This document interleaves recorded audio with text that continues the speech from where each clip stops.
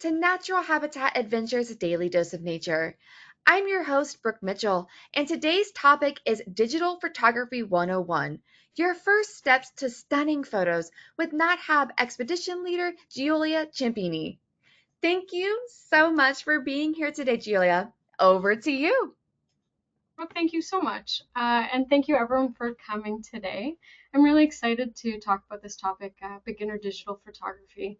Um, Photography has meant so much to me in my life, and it's given me so much. So I really enjoy sharing this with others. So we're going to dive right in, and I'll just tell you a little bit about myself before we begin, and then we'll jump right into the topic. So my name is Giulia Ciampini, and I'm a photographer, a teacher, and a guide. I've been a nature lover my entire life, and I love that the camera, travel, and nature come together so beautifully. I have guided in about 25 different countries. And with NatHab, I most frequently guide in Churchill, Manitoba. And I guide there for the beluga season, for the polar bear season, and for the northern light season. So 3 seasons in the year. And Churchill is an absolutely magnificent place for photography. I just got back a couple weeks ago on our summer programs and just slowly going through my images from there. Absolutely beautiful trips. And in a few weeks, I'll be heading out for about a month of polar bear season and am really looking forward to that. So you're likely here because you're interested in a beginner course to photography. Maybe you're new to photography or you got a new camera and you're kind of trying to learn how to understand it. When we look at these cameras, they can be extremely overwhelming and hard to start, hard to find that entry in. You might be shooting confidently in auto mode, but you want to maybe develop to understand other modes more deeply and kind of take more control and ownership of the shots that you're getting. Or you just might be a photo lover and it's Thursday and you're available during this time and you're here to learn. So I love teaching beginner photography courses. Typically, I would teach them in art galleries or the colleges in my area, and we'd have about 8 to 12 weeks to go through these courses. And we break everything down in extreme detail so that the students would come out of those programs feeling very confident with what their cameras could do, and then therefore they could take control over what they were doing in the field. And one thing I really like about those kind of courses is you have a community. You can share and show images and work through common problems, because there's always these common problems that we as photographers encounter. And when you see those problems with others, you realize, hey, it's maybe something that I don't understand, and now I can find the troubleshooting solution for that particular problem. So you'll have to excuse the fact that this is maybe 40 minutes and we won't be able to cover everything. But I always think of it as photography is this big box of puzzle pieces. And as you learn and as you grow, you're starting to connect those pieces and starting to see kind of the whole picture of photography unfold. But it takes a long time and it takes a lot of practice. And likely you're going to come out of this with maybe more questions, maybe some unanswered questions and some specific questions. And so we'll definitely have some time for that at the end, but all these questions are good because it's you putting together these pieces of the puzzle. And the more pieces you can put together, the more deeper your understanding is. I did go through some formal photography training, but for a long time I was kind of putting together this puzzle myself. And I'd always say I have Swiss cheese knowledge. You know, I have this big block of cheese, but I have these gaps of knowledge, and how can I fill those gaps? And so I hope that this maybe puts some pieces together and fills maybe a gap or two for you. So for myself, here's my contact information. I'm sharing this just if you have any questions, please don't hesitate to answer. Even if I don't have the answer itself, I should be able to point you in the right direction. You have my Instagram, my email there, and my website. And also, if you are a naturalist or nature lover, I just got an iNaturalist account, and that's been really fun. So if you'd like to follow me there, that's the kind of social media I think I want to spend more time with. So today, what are we up to? We're going to talk about digital photography 101. This is the beginner, the basics. This is how our camera works, how to get started with our mode dial, and very importantly, our exposure triangle. And we'll talk more about what this is, but we have our aperture, we have our shutter, we have our ISO. What are those things? How do they help us take great pictures? And then I'll share a few great beginner resources and have a Q&A. So I wanted to start here with a picture by Kristen Ryan. And I found this online, and I thought it was a beautiful image because it's beautifully exposed. When you look at this image, you have a lot of nice detail throughout the image. You have no areas where you've lost your details in the light areas or lost your details in the dark areas. The photographer really had a good control over the exposure. And exposure is our very first and most important starting point, I think. One of the things you do as a photographer is control how much light enters your camera. If you allow too little light to enter your camera, your image is going to be very dark, and that's going to be an underexposed image. As you can see on the left, that segment is underexposed. If you allow too much light to come into your camera, that's an overexposed image, too much light, and you can kind of see that on the right-hand side. In the middle, it's kind of representing a properly exposed image. If you look to the underexposed image, the darker one, you see that you lose a lot of details in the dark areas with an underexposed image. And with an overexposed image, where it's too much light, you lose a lot of the detail in the very highlight, the brights, the whites, that part of your image. And it's not good to lose detail in those areas. If you look at my camera scene right here, my window light is letting way too much light right beside me, and so you can't see any of the room here. It's really blown out, it's overexposed. And so controlling how much light comes into the camera, that's a huge part of what we're going to talk about today. So here's another great example of why you might want to have detail throughout the darks and lights in your image. In the left-hand side, you see like an underexposed image where you don't see any of those beautiful details. You're losing detail in the sky and definitely in the foreground ground. And then on the right, you see how brilliant the scene is. So kind of capturing the whole brilliance of the scene. So our first point here is this idea of exposure and this idea that as photographers, we care how much light is entering our camera. We want to control that, and we want to ensure that we get the correct exposure. So how does a camera work? I think this is a very valuable thing to understand, because I think it then gives you a wonderful foundation for all the rest of your photography. So I'm going to take a moment and break this down. So as you can see here, you have a light source, you have a subject, and you have a cross-section of the camera.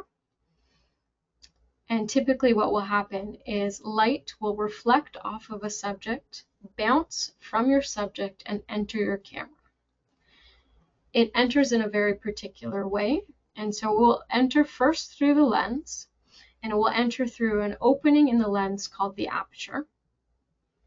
Then it will hit the mirror. If you have a mirrored camera, a DSLR, it will hit the mirror and that get bounced up and reflected into a pentaprism, 5-sided prism, and then go into the viewfinder so you can see the image.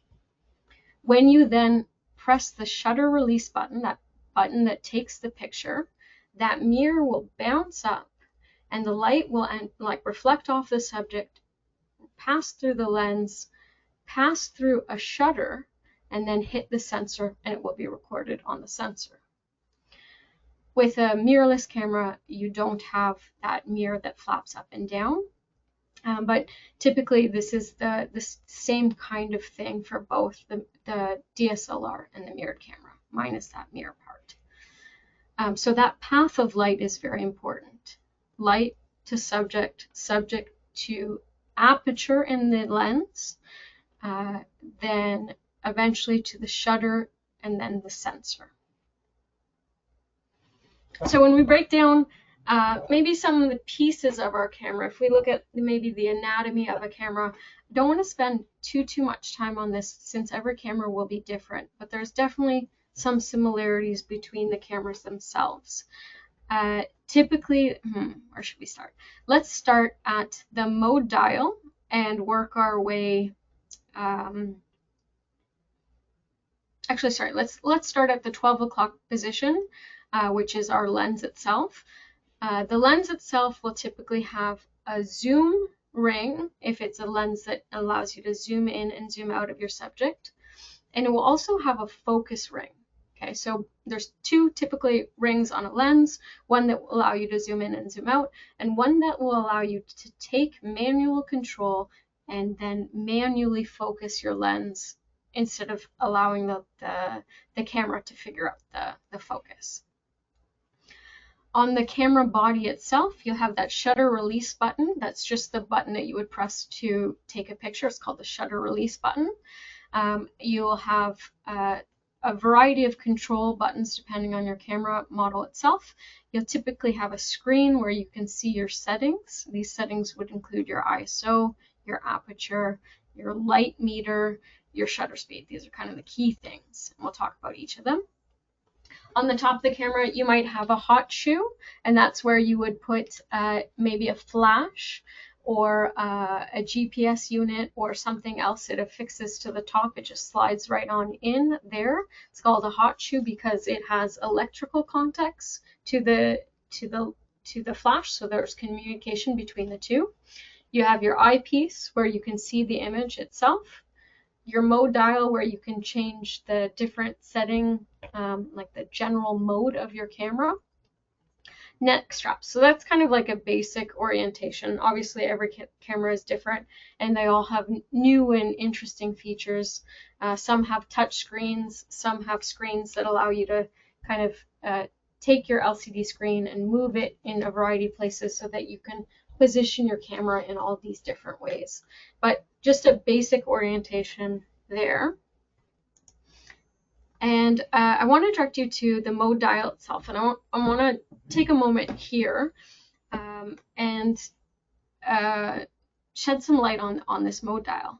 So there's a section of this mode dial that the camera will do much more of the control.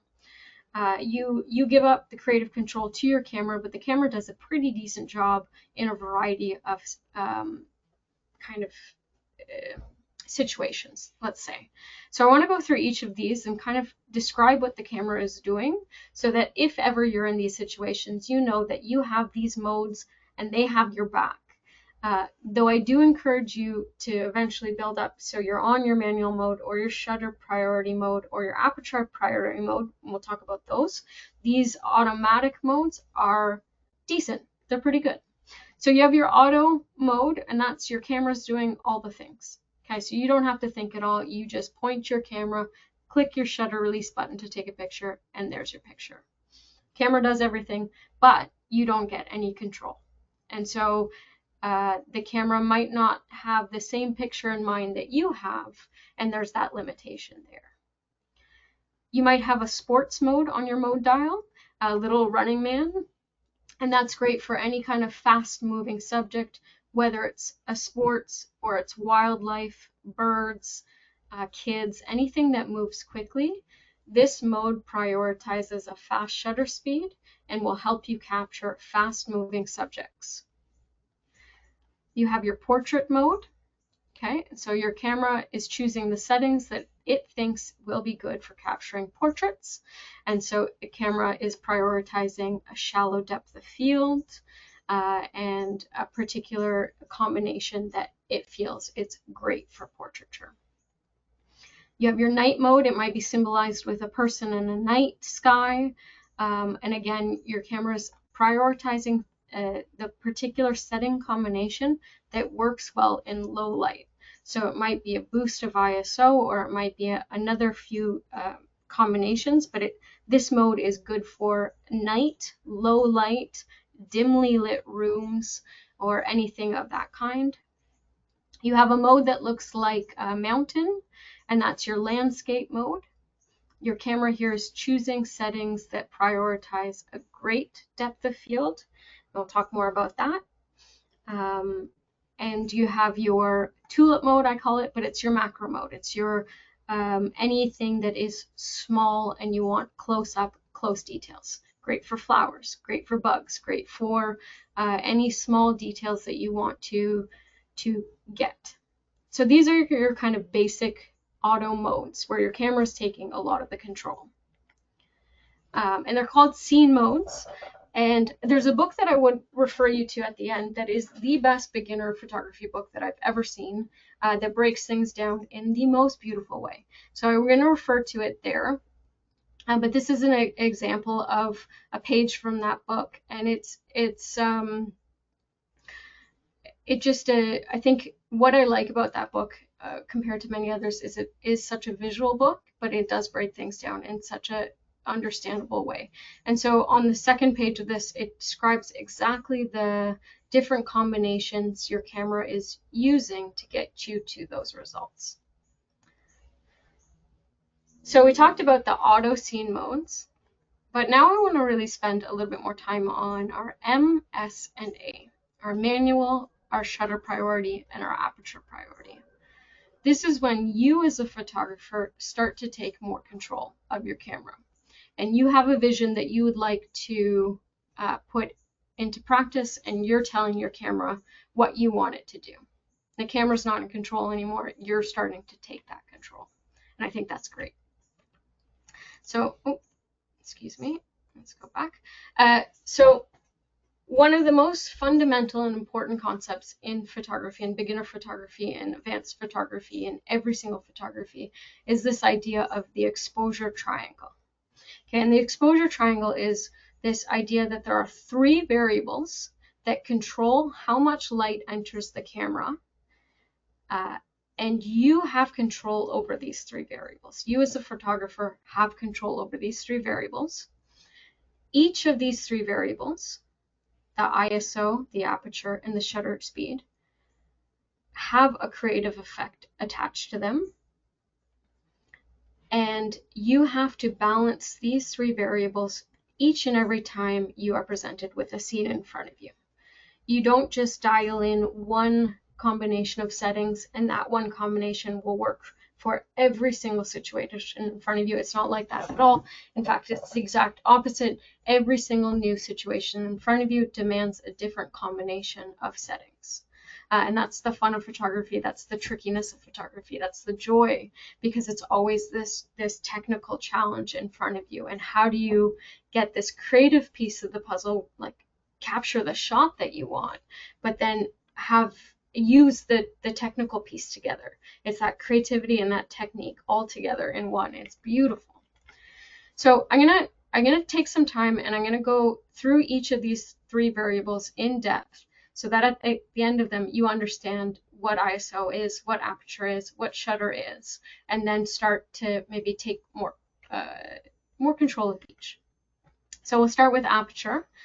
And aperture, in your mind, I want you to think always aperture and depth of field. Aperture and depth of field. Those two are married. Okay? So we're on our aperture corner of our exposure triangle. And just to review, light comes off our light bounces off our subject, enters the camera, and in the lens itself, it goes through an opening called the aperture. That's where we are right now. We're at the lens itself. And this is what the aperture looks like from a lens. It's a number of different plates that will move together to open or close this opening. And so this opening can be bigger or it can be smaller, and it works so much like the pupil of your eye.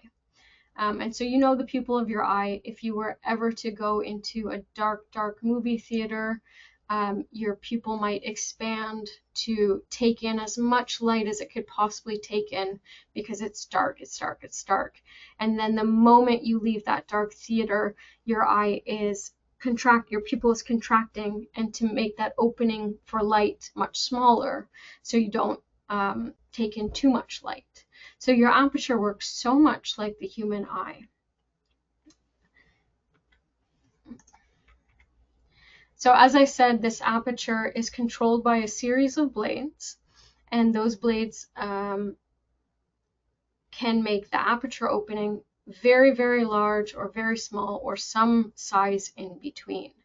And the size of that aperture opening is defined by something called the F number.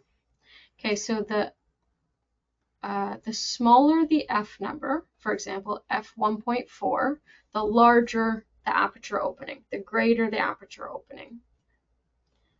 The bigger the F number, f16, f32, f64, those are big numbers, the smaller the opening.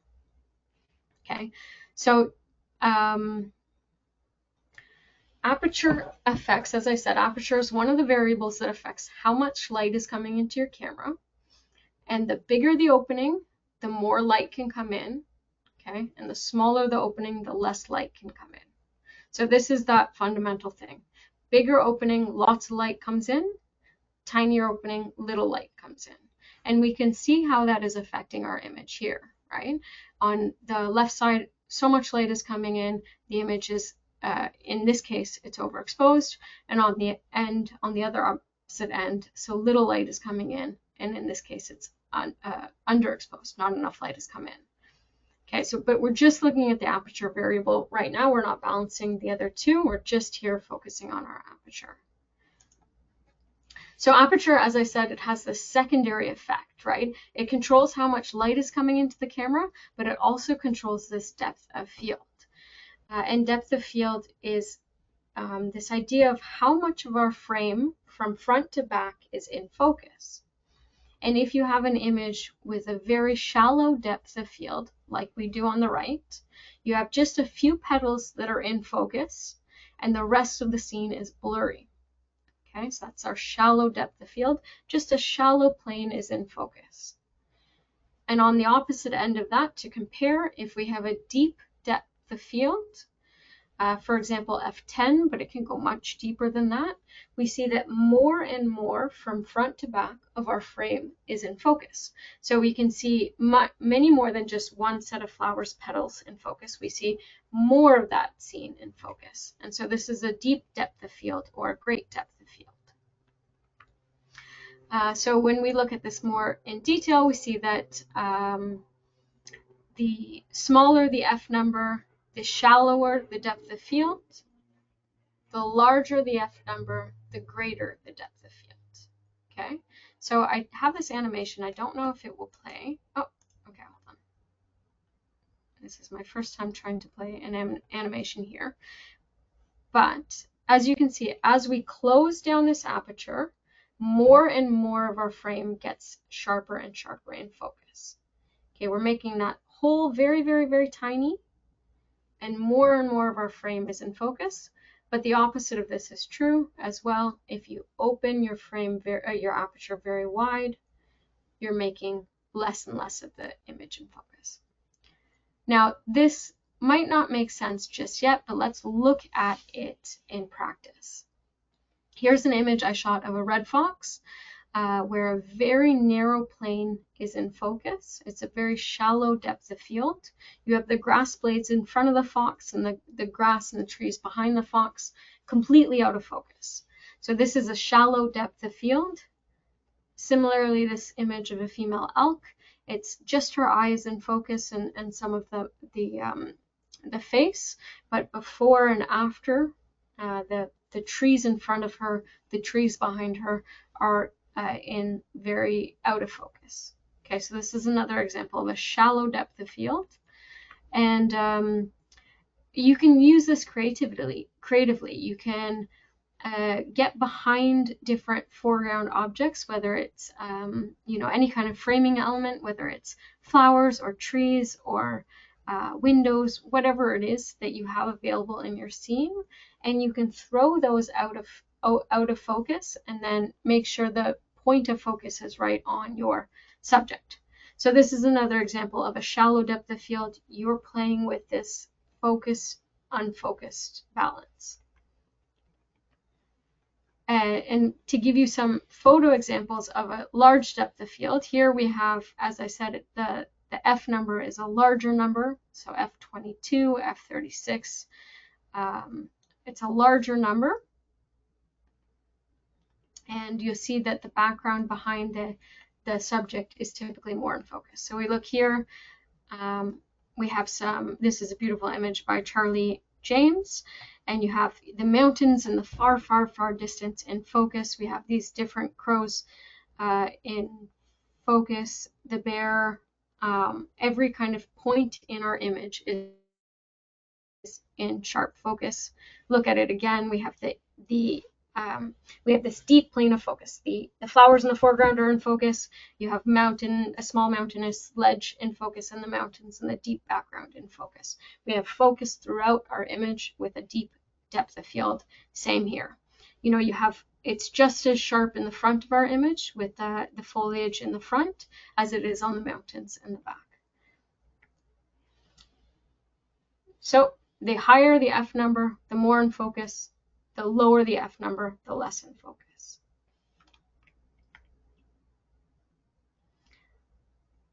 What is interesting here to play with is you as a photographer, understanding just a little bit more about that aperture, can choose to dial in aperture priority mode. And what aperture priority mode is, it's a mode dial on your camera. On Canon, it is typically AV, I believe, which stands for aperture value. And on Nikon, I believe it's just an A for aperture. And what this mode allows you to do is you as the photographer input the aperture F number you would like, and then the camera chooses the other two variables, the shutter and the ISO, to match the setting that you're in. So if you have an understanding of how shallow you want your depth of field to be, you can input that kind of based on the lighting conditions, and your camera will help you out. It will choose the other two variables. So if you wanted to get started right away playing with your aperture mode, I would typically have a week just for students to practice with how aperture affects their images. They would go out and find a subject. They would put their camera in aperture priority mode and change the aperture value. But interestingly enough, it's not just aperture that affects depth of field. There are some other things as well. For example, how far your subject is placed from your background, the focal length of your lens, and some other qualities that affect how much of a depth of field shift you'll have. And so that was another exploration that we would always do in class. So this is one little piece of it. How does your aperture affect your image? How does it affect how much light is coming into your image and that quality of focus? So we'll move on to our shutter speed and motion. Shutter speed and motion. These two qualities are quite married. So again, light bounces off our subject. It enters through the aperture in our lens. And if we've pressed the shutter, it will now enter through an opening called our shutter. Okay, and our shutter is actually a door that opens and closes, and it opens and closes extremely quickly. And it's opening for light to pass through, and it closes to stop light from passing through. And your shutter is measured in time. It's how long that shutter is opened to allow light to travel through. And it's typically measured in seconds or fractions of seconds. Okay, so it's a time-based measurement. And if we look at this kind of infographic that helps us break down shutter speed, we can allow our shutter to be open for a long bit of time or a short bit of time. If it's open for a very long time, it's called a slower shutter speed. And if it's open for a very long time, logically it makes sense that a lot of light can enter our camera, right? It's open, the door's open, light can just come in and come in and come in, and so much light is coming in, okay?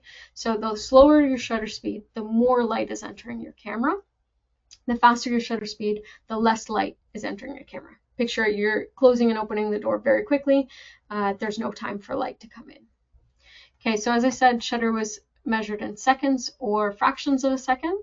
So if we look at this time scale, or this number scale on under this arrow, from left to right, from left you have a 2 second, the little quotation there is indicating a second, 2 second, 1 second, half a second, 1/4 a second, and so on and so on. And these are called stops of light, and they're almost measurements of light, units of light.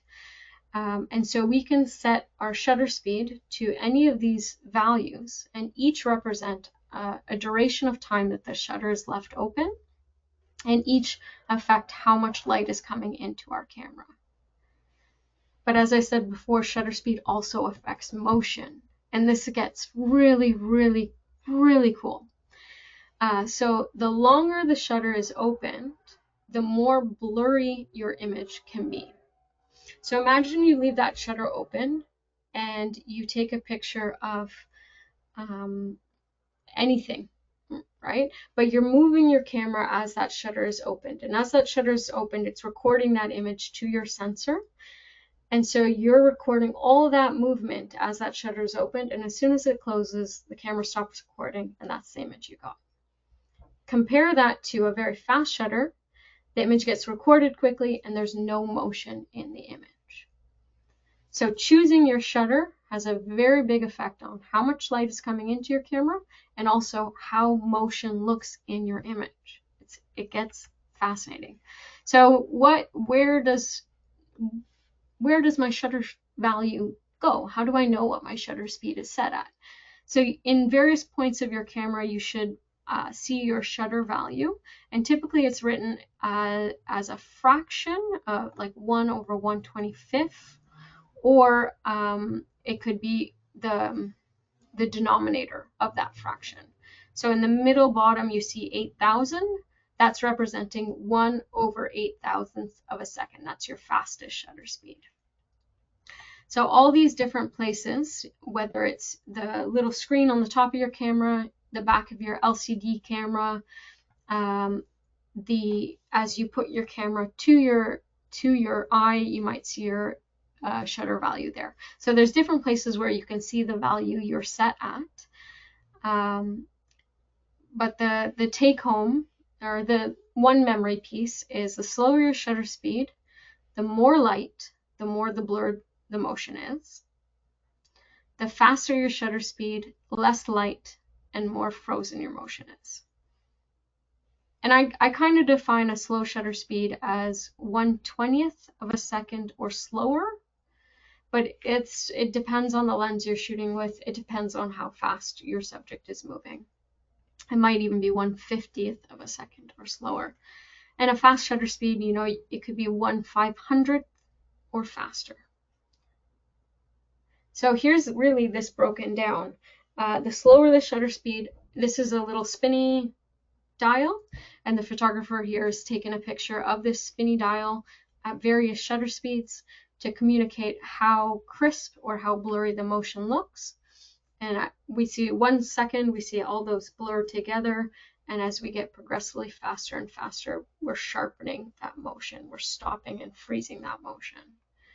And this has so many interesting effects to our photography. You think of wildlife photography or any kind of sports photography, any kind of fast movement, birds, to be able to capture something that the human eye can't see, these 1/4000th of a second, where our eye would not distinguish, our camera can. And so we can pause and we can freeze this motion by choosing a very, very fast shutter speed. These moments in time, this snow is stopped in the air, this behavior of this animal. Because our shutter speed is fast, we can capture these particular specific moments in time. So as excuse me, I seem to have something set on an automatic timer. So we can experiment with our shutter speed. So I might be in a dimly lit performance, and I would choose a fast shutter speed to get this safe shot of the performers performing. But then I might want to excuse me. I might want to then start to experiment by moving my shutter speed down. So I might have started with 1/500th of a second in that first image, and here maybe I'm at 1/30th of a second. And I'm starting to move and play with my camera as the performers perform. Or I might play with panning, for example. And panning is a more advanced technique, but it's this idea that you have your shutter open for some time and you're moving your camera as you move as your subject moves in front of you. And so you get this really interesting sense of motion because of this. And so you have a mode on your camera. It's called shutter priority mode. It could be S on your dial or TV for time value. And here you choose the shutter speed and your camera chooses the aperture and ISO. So you take care of one variable, the camera will take care of the other two, depending on the scene in front of you. And you can start to really explore the scenes around you. These are some beautiful examples of intentional camera movement. The photographer has set a slower shutter speed and they're moving their camera gently to get these creative and beautiful effects. Some more examples that really beg to be played with your shutter speed is any kind of light and like fireworks or low light lanterns, any kind of play on light. I think like motion and light work so well to play with there. If you want to go to a local festival and watch how the Ferris wheels spin, that's a great place to play with your shutter. And set up your camera on a tripod and experiment. Slow that camera down. See what your shutter does, how the value that you're inputting affects the look of the camera. And one thing I really like about playing with shutter speed as a creative endeavor is you don't necessarily know what the image is going to look like at the end. And so it's this you have maybe a sense, but the camera has a lot. There's a bit of mystery there that is very intriguing. And it's intriguing to you as a photographer, and it's intriguing to your viewer. So with playing with our shutter speed and really focusing on shutter speed, we can do astrophotography, we can do painting with light and night painting, and something that we do often in Northern Light season in Manitoba, in Churchill, is Northern Lights, to slow down our shutter speed so that the camera has enough time to collect light from the scene in front of it, so it can get that really dim light of the night sky and create these beautiful images of the aurora. When I see scenes in front of me that there's movement and there's stillness, that's a big indication for me that I need to play with my shutter speed. How can I balance stillness and movement in one frame?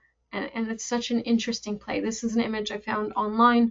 Unfortunately, don't know the photographer, but I love it because it's such a nice play on that balance between movement and stillness.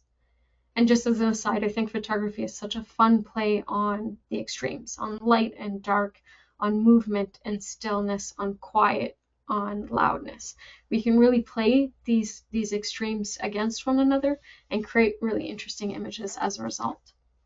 So this was another image that was published in Nat Geo, and the photographer here is standing on the train, and the train is moving through this jungle, this forest, and it's a slow enough shutter speed that the forest is moving around, showing that motion. But you see, the photographer is not moving in relationship to the subjects, and so the people are relatively still. It's a beautiful interplay.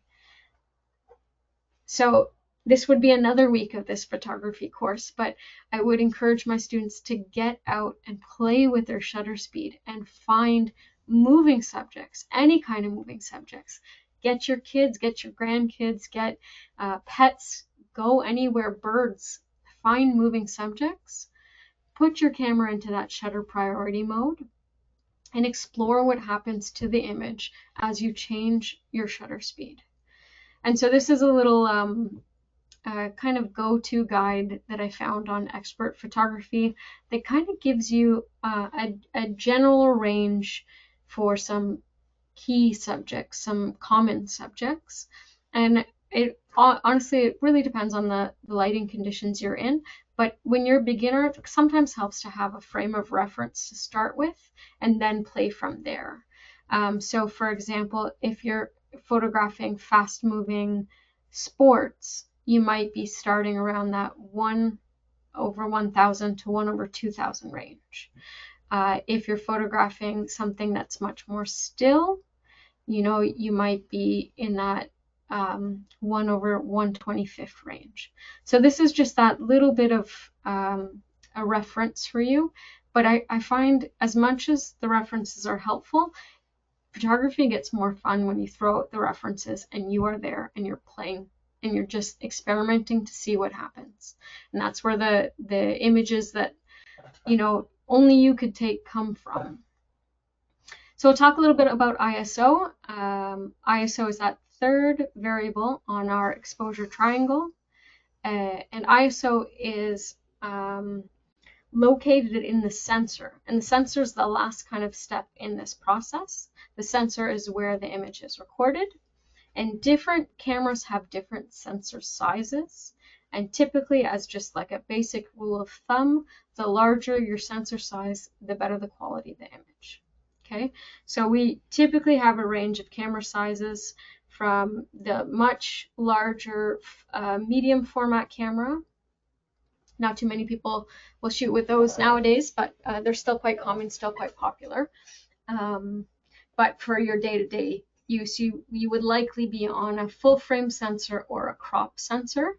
And a full frame sensor, it's that larger of your sensor sizes, as you can see in this diagram, compared to your crop sensor size. Okay, if we even go a step further, you have your phone or your micro four thirds as examples of even smaller sensor sizes. So just that basic rule, the larger the sensor, the higher the quality of the image. And here you can see what a sensor looks like. It's behind the mirror itself. And unfortunately, your sensor can get dirty, and if it does, then you're likely going to have dirt on every single one of your images. I know right now I have some specks on my sensor, and I'm spending so much time editing that speck out on every single image instead of just taking the time to clean it. I will say your sensor is a very, very sensitive piece of technology. You can't just clean it as is. It takes a special technique, some special tools, and that's why I haven't done it just yet. But if you start to see a lot of specks of dirt in the same place in your image, likely you have some dirt on your sensor. And some cameras will have a sensor cleaner every time you open and close your camera, but it doesn't always get to those hard spots. So your ISO, what are you looking for on the camera body itself? You're looking for something that says ISO to change your ISO settings, and likely on the top of your camera you have something that indicates ISO. Also, as you look through the viewfinder, it's going to be at that bottom point. And so your ISO is that third variable that affects how much light is coming into your camera.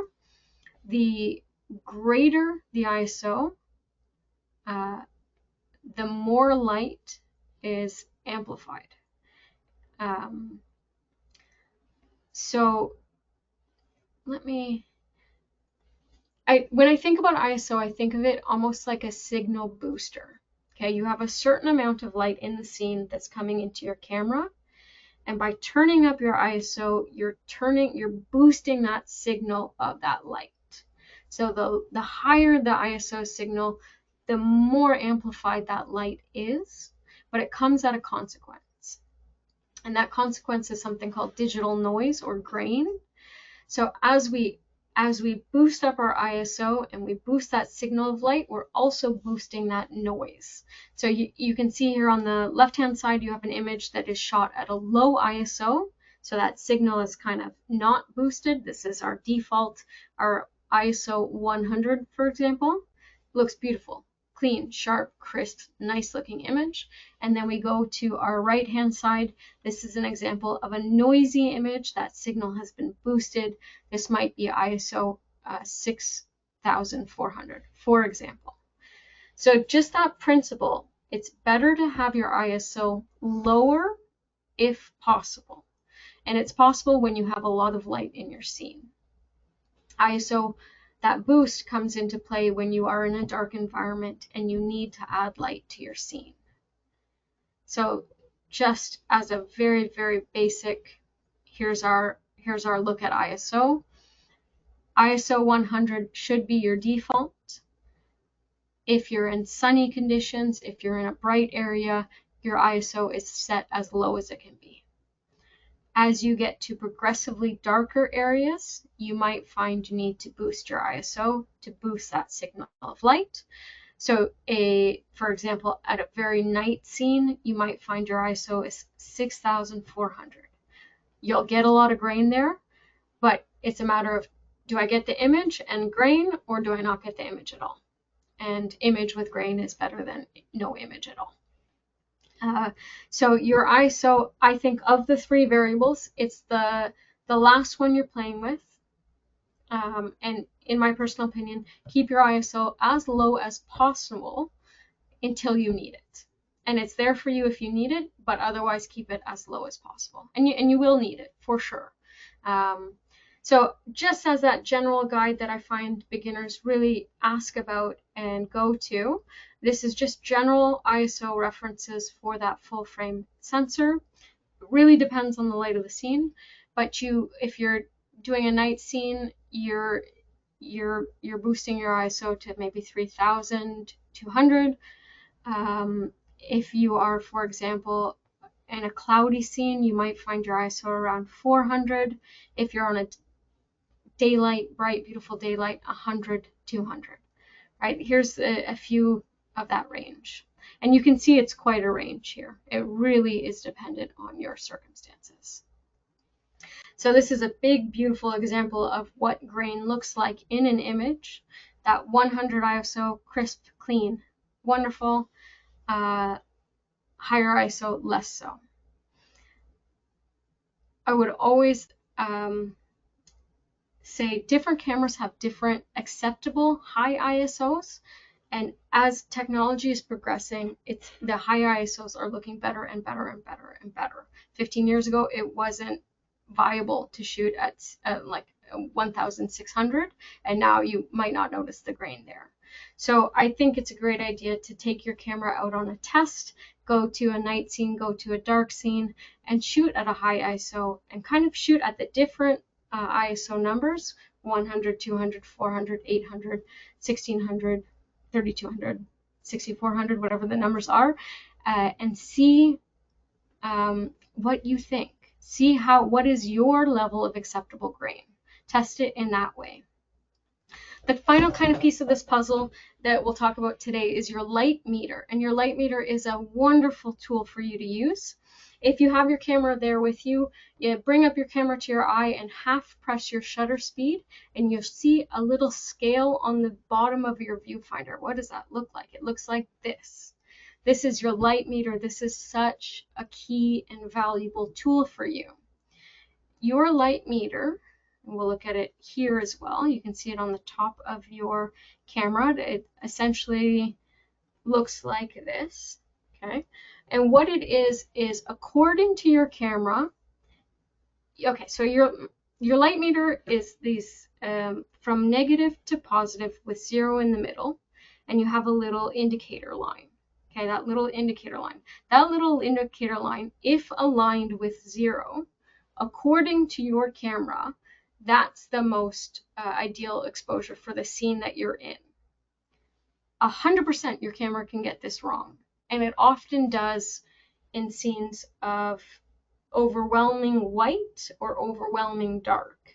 So you can't always trust this light meter, but in general, it's a good friend to have and to understand.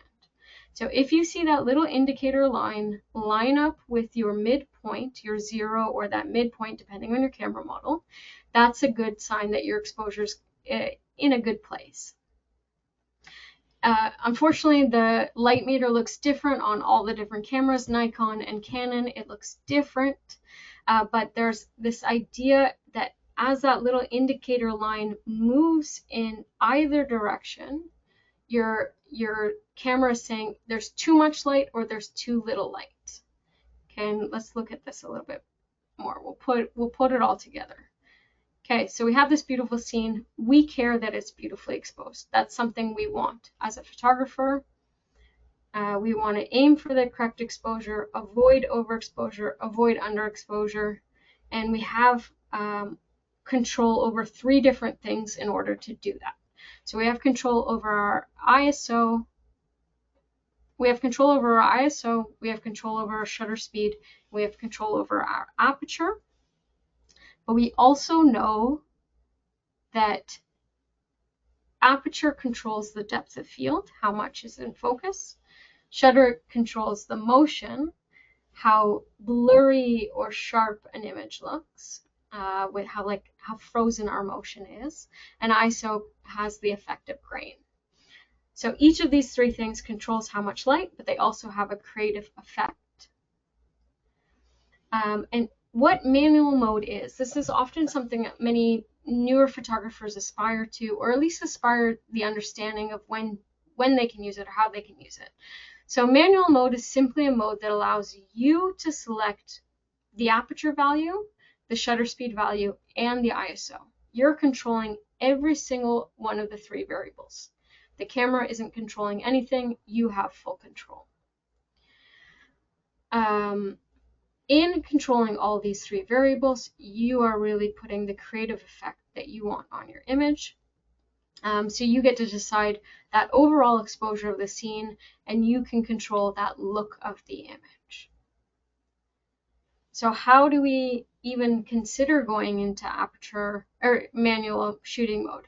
This is where it starts to take a lot of practice, and there's much more than what I've described to you here, but I'm hoping that it gives you maybe just a more of a go point, more of a foundation.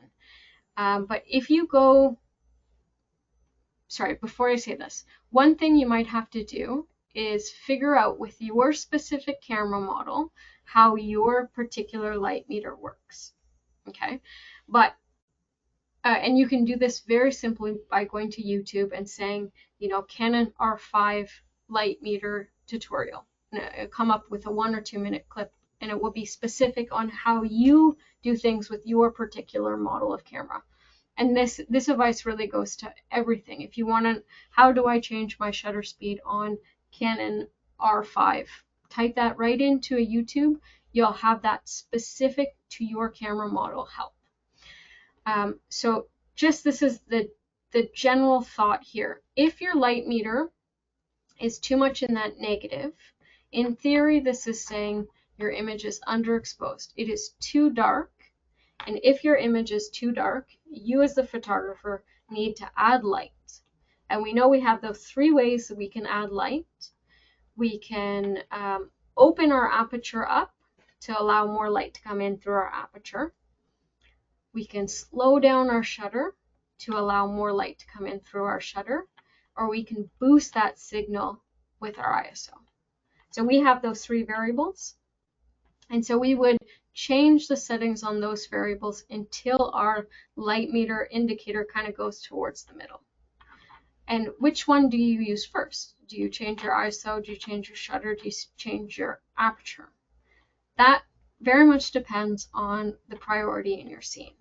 If your priority is motion, you probably change your shutter speed first. If your priority is how much of your scene is in focus, for example, if you want a portrait of someone and you want a beautiful blur in the backyard, back behind the subject, you're probably going to change your aperture. So your vision of the image will dictate which of the variables you play with first. But if you know your image is too dark, you just have to choose something to add light. It's as simple as that. Too dark, add light. How do we add light? We can change our ISO, our shutter, our aperture. And as I described, those are the ways that you do it. And so on the opposite end of this, if your light meter is in that plus range, in theory, your image is too bright. And if it's too bright, you as a photographer need to let in less light. We can let in less light by closing down that aperture to let less light through. We can make our shutter close faster and we let less light through there. Or we can lower ISO, we turn down that signal and less light will be there. And so you're just, the kind of theory is that you're balancing these three things. I think this is the ultimate cheat sheet. And if it were me in the very beginning days of photography, I would have this on my phone and I would look to it as the ultimate cheat sheet. What I like about it is on the left side, you have all three variables, your aperture, your ISO, your shutter speed. And on the left side, the values represent your to darken the image. Okay, to darken the image, we are closing down our aperture, we are turning down our ISO, we are making our shutter speed as fast as possible. That's how we get darker images. And on the right side of this chart is how we add light to the image. And so you're opening up your aperture, you're increasing your ISO, or you're slowing down your shutter speed. I think this summarizes the general principle the best I've ever seen it. You have the kind of range of aperture values, range of ISO values, range of shutter speed values, and you have also a diagram that gives you an indication of what the creative effect will look like. So if I were to take any kind of cheat sheet on my phone with me or into the field with me, especially as a newer photographer, so I can think along those lines, this one would be it. For beginner resources, this book here, the Beginner's Guide to Beginner's Photography Guide, I think it's by Chris Catcomb. It's a DK Beginner Photography Guide. It's a beautiful guide. But also there's this series of tutorials that are, it's called Exploring Photography with Mark Wallace. And it's from Adorama TV and www.adorama, ADORAMA.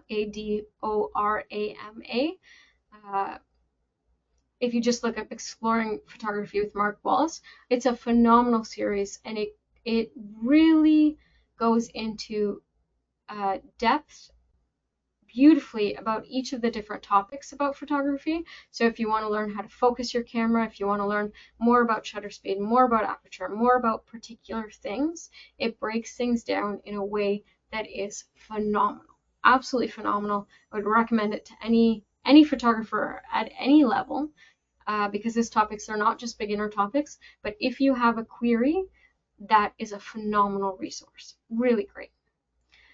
This is an example of the page of the book. I think it's just very visual, goes into enough detail and not too much. And one little fun thing is with Nat Have photo trips, we have the cheat sheet built in. And then I just found this little cheat sheet online. You can have a pocket little cheat sheet for yourself as you kind of familiarize yourself with the settings and the consequences of each setting. I find nowadays I'm moving my dials very intuitively. But that's just as a result of 15 years of, practicing in all different circumstances. I think I will end here because I think I'm close to the time. But as you are, I'm assuming you're newer photographers, and I will always say that failure and success are all part of the journey, and don't look negatively on your failures. Your failures are those indications of where what pieces of the puzzle you need to put together more, where you need to spend more time. I think a lot of people will immediately delete their bad images, but I think those bad images will tell you so much about maybe a setting that you need to adjust or something you need to consider. And in my beginning years of photography, I would spend a lot of time studying the images that didn't work out to see what I don't understand. So I'll end there. Hopefully, a few moments of questions, and yeah, thank you. Wow, Giulia, that was incredible. I feel so inspired. I even ran and grabbed my Canon R7 during the presentation. I felt so inspired to start playing around with the settings on it and everything. So thank you for that. We are pretty much out of time here. And to be honest, we actually didn't get that many questions. So it sounds, I think everybody was just consuming your amazing content and your amazing advice. So I will just throw it back to you for any last closing comments, and then we will wrap it up. I just want to thank everyone for coming out. I know this beginning stuff can be very confusing, but you got to congratulate yourself. You're putting those pieces together, and it's so much fun. It is so much fun.